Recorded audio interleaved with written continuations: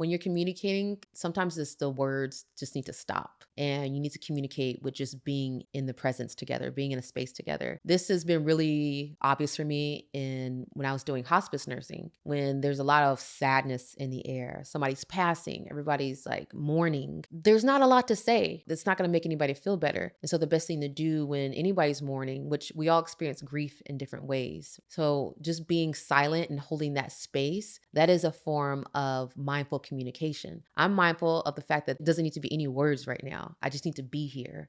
Welcome to Garner Growth. Welcome to Garner Growth.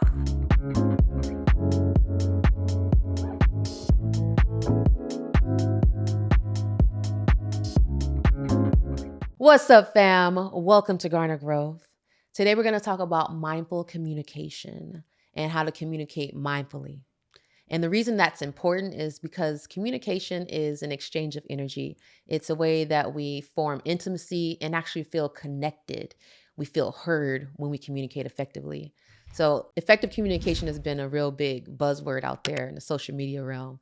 And I want to apply mindfulness to it and give you my take on it, how we can do it in a more mindful way and more intentional and experience the benefits of it. Because a lot of times you hear effective communication and it can be said by people who are kind of being more triggering or they're not effectively communicating themselves. And so today, this is more about doing it in a way that feels good to whoever's involved. And really, if you think about mindfulness, it's full engagement, it's presence, it's being 100% there in that situation, whoever you're communicating with.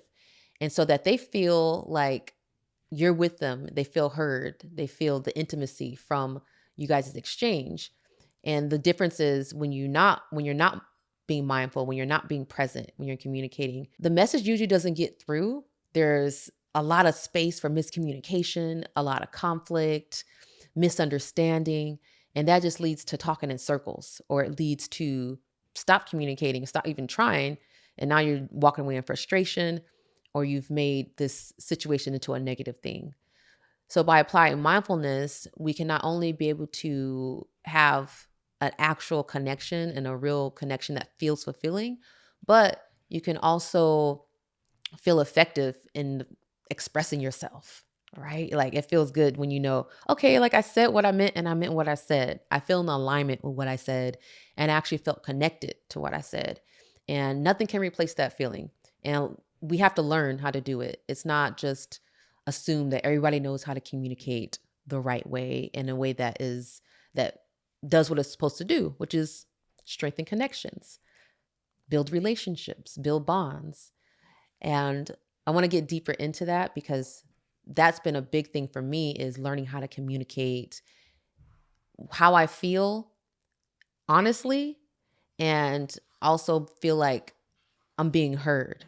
So the first part of effective communication is active listening. So when you're actively listening, you're present while that person's talking. That means that you're not distracted, you're not on your phone, you're not in your head thinking about what you're going to say while that person's talking. And when you do find yourself doing that a lot in your head, thinking about what you're going to say in response to what this person is saying while they're still talking, that's usually a defense mechanism. That means that like you feel like you got to have something ready in the clip to respond to this. You're feeling defensive. And by being mindful of how you feel in that moment, what you can do is just relax. You might just be like tense. You might just need to chill and be like, okay, I'm not actively listening right now because I'm actually thinking about what I'm going to say. So let's just take a deep breath, reestablish presence, tune my ear back into what this person is saying, and reconnect with the actual conversation that's at hand. So that's active listening. Another thing with that is like interrupting. Interrupting can happen not from malice. A lot of times it might be excitement. And like I said before, defensiveness. So if you find yourself interrupting somebody while they're speaking, just think about how you don't like to be interrupted, or how you appreciate when somebody lets you talk, even if you're rambling and they just kind of sit and let you go. You appreciate that when people just allow you to flow, even if it's not making sense. It's just appreciating that patience. So give that person that. Be the person that you want to communicate with. And so allow people to finish what they're saying. if you need to interrupt, because sometimes the interruption is necessary. Let's say if you feel like you're being attacked or something really wrong is being said that you need to correct. Sometimes you feel like you need to interrupt. That's fine. But for the most part, it's like I find myself being having a better experience when you allow that person to finish, no matter how blasphemous what they're saying is. And then now you've actually like fully taken in what they're saying so that you can respond from a place of understanding and not from a place of defense. If you interrupt a lot, you're probably coming from a place of defense more often than understanding. The second part of that is nonverbal communication, which is like body language. It's tone of voice that we talked about in our last episode. It is eye contact. All those things really contribute to the communication as a whole. And then also the environment. The environment is part of nonverbal communication because if you're in a place where it's really distracting, if you're in a place where you don't have privacy, but you're having a conversation that might require privacy, now I can't get comfortable. That person can't get comfortable because we're talking about things that are vulnerable. And I don't feel like I'm in the environment where it's safe for me to be vulnerable. So that's a consideration when you're communicating is the environment, the space. And I'm always careful about being embarrassed. There's been a lot of times in the past, y'all, where I've been embarrassed from having a conversation that was vulnerable in public or somebody raising their voice, yelling at you in public. Like, it doesn't feel good, you know? And it just takes a little bit of self-control, sometimes a lot, to wait or to say, okay, let's have this conversation at another time. But that's you applying mindfulness too. That's you being mindful of the space and also being mindful of empathetic of the other person's needs emotionally. Emotional safety is an important part of any relationship. And I don't feel emotionally safe. It's hard to feel that way if I'm being forced to have vulnerable conversations in a environment where I don't feel like I can be vulnerable. And it really doesn't allow you to have the right conversation. You're not going to say what you want to say. You're going to feel guarded because you already don't feel like you're in the right place to do it. And so you're going to be very limited in your responses. I know for a fact, I am not going to just have this say exactly how I feel and be vulnerable when there's a conversation that should be had in private, right? So those are things that you should consider when we're talking about nonverbal communication. The environment is also part of that. Tone of voice, how the person is expressing themselves, if their eye contact is going everywhere but towards you.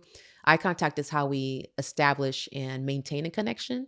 If you tend to redirect your eyesight, you basically are trying to dilute that connection. You're trying to like let it breathe a little bit more because it feels too intense to hold. And it might feel too intense because you don't feel like you can be vulnerable with this person. That might be because you're not telling the truth. It might be because you are not sure how what you're saying will be received. But either way, eye contact says something. It says, hey, I'm staying here. I'm connected with you. We're having an exchange. We're being intimate. So the third part of mindful communication, which you might not think about as mindfulness, but it's using I statements. I statements makes a big difference from being like accusatory and creating this defensive dynamic versus being more accountable for how you feel, accountable for your actions, and making sure that whoever you're communicating with does not feel attacked. And it keeps your reflections from coming from the inside and not a judgment from the outside. Let me give you an example. What's the difference between if I say I feel ignored when you don't respond to my messages for hours versus you ignore me, right? They're both true, right? They could both be true, but it's going to be received a lot different. I feel ignored. I'm telling you how I feel. And so now this person has this invitation to, I'm inviting them into my vulnerable space and telling them how I feel. I'm not attacking them and saying that you do this, you ignore me. I'm not dictating their actions. I'm not dictating their intentions and their emotions. I'm not telling them about themselves. Nobody likes to do that, right? We want to be able to express ourselves and how we feel and not have it dictated towards us and be prejudged.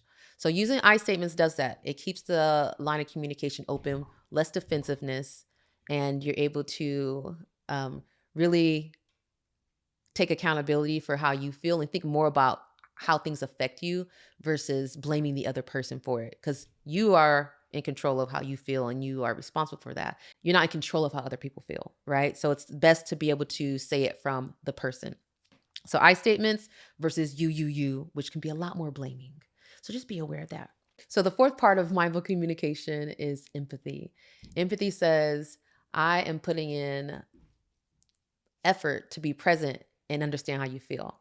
If you are present with a person, you can empathize with them easier because you can sense their energy, you can sense their mood, you can sense a lot from their body language, how they're saying things, if they're struggling to say things, if they're saying nothing, right? They're interpreting their silence because silence can mean a lot of different things.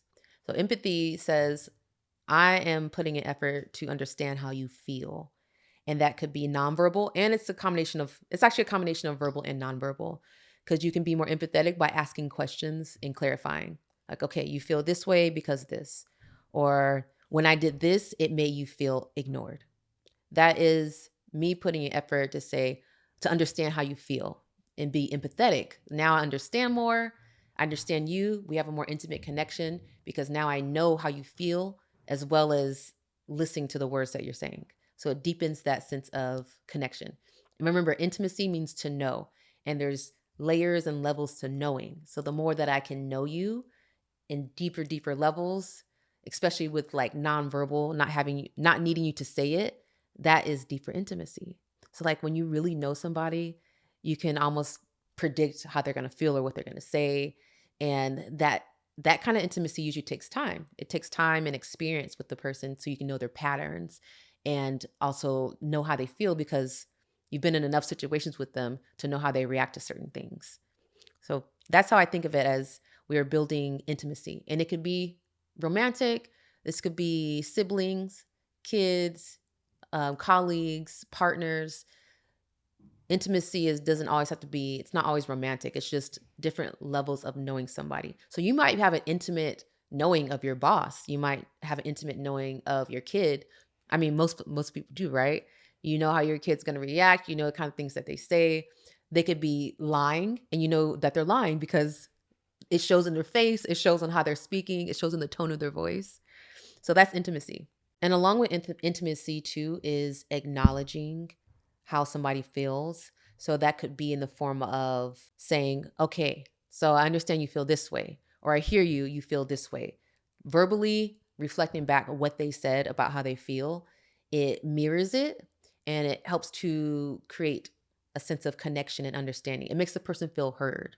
Like, okay, so you see me and you understand me. So I can lower my defenses. This is not an enemy. This is not somebody that's trying to attack me. I feel safer now because this person sees me. So the fifth part of mindful communication is actual space. And space includes silence when it's necessary, giving somebody space to think and time to process things. When you're communicating, sometimes it's the words just need to stop. And you need to communicate with just being in the presence together, being in a space together. This has been really obvious for me when I was doing hospice nursing, when there's a lot of sadness in the air. Somebody's passing, everybody's like mourning. There's not a lot to say that's not going to make anybody feel better. And so the best thing to do when anybody's mourning, which we all experience grief in different ways, right? So just being silent and holding that space, that is a form of mindful communication. I'm mindful of the fact that doesn't need to be any words right now. I just need to be here. And when somebody needs comfort, sometimes it's just like a hug. There's no words involved. It's a hug. You're providing this space for them to just have whatever emotions and just allow them to be. And that says a lot of things without words, right? It says that I care about you. It says that there's nothing that you need to do right now. You're safe. You're good. I support you. You're going to get through this. It says a whole lot without actually using words.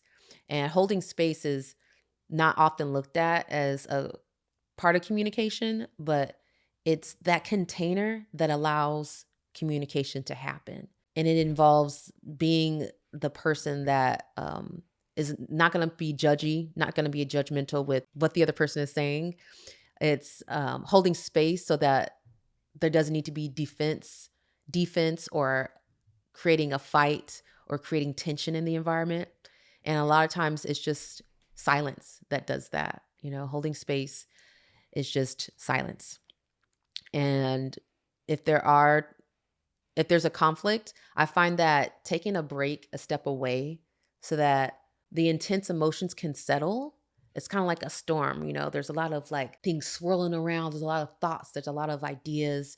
And if you try to form them into words, force them into something that makes sense right now, you end up saying things that you don't mean or saying something that you wish you could take back. And we don't want to do that. We try not to do that. So silence when there's a storm going on and you know that you need to let the dust settle, that is a really effective form of communication. And sometimes you do need to say, I need space. I need to take a break. Advocate for that. You got to advocate for the space that you need. And that keeps the line of communication open, even though you're saying, I don't want to talk right now. What you're saying is, I just need space to process and let the dust settle.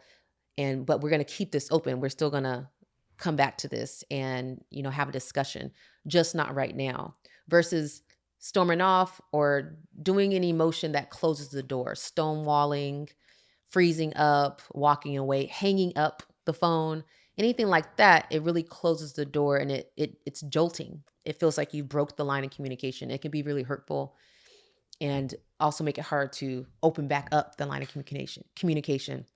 So holding space, silence, really effective form of communication when you know how to use it at the right time, all right?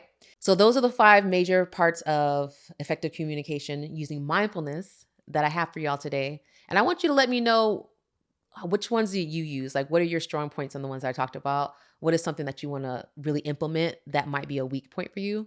And you can let me know that down in the comments. And also, during this week, you are going to have a conversation. Any kind of conversation. And so this is an opportunity for you to practice being mindful of how you're communicating and being present. And being present is really the one I want you to focus on, because attention span and being distracted is kind of almost a universal struggle. So it'll be good to just practice being present and being an active listener and not interrupting. And then when that person's done, then just take a moment to pause and actually absorb what they're saying, put more space in between the communication that you're having, the interaction, and just see how that works for you. All right. Thank you guys for joining me today. I'll see you in the next episode. Don't forget to like, subscribe, and comment. Bye. Like, subscribe, share the growth. If you are not ready for the day, it cannot always be night.